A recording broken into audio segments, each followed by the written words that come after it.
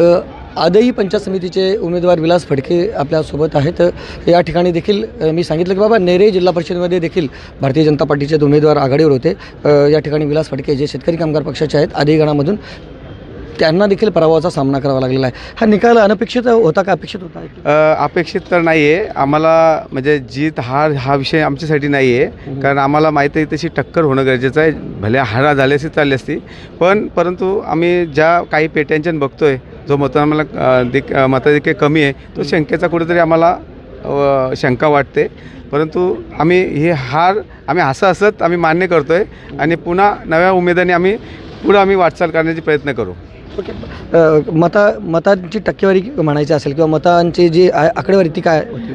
खरं बोलायचं झालं तर माझ्या गावात जो मला प्रतिसाद होता त्याप्रमाणे मला अपेक्षित मतदान नाही आहे। याचं कारण मला समजू शकत नाही, कारण माझी ग्रामपंचायत ज्या पद्धतीने मला सपोर्ट करत होती तर ते मला मतं दिसत नाही। म्हणजे मला कुठंतरी म्हणजे काहीतरी त्याला कारण आहे, ते आता शोधावं लागेल।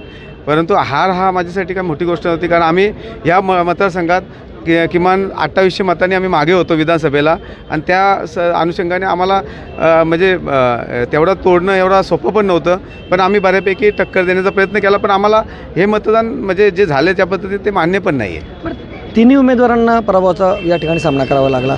एकतर म्हणजे त्या ठिकाणी देखील खूप मोठ्या प्रमाणात शहरीकरण होत आहे, जरी ग्रामीण भाग असला तरी तुम्हाला वाटतं की या शहरीकरणाचा सातत्याने शेतकरी कामगार पक्षाला फटका पडत आहे, जसा की म्हणजे या ठिकाणी महानगरपालिकेला बसला?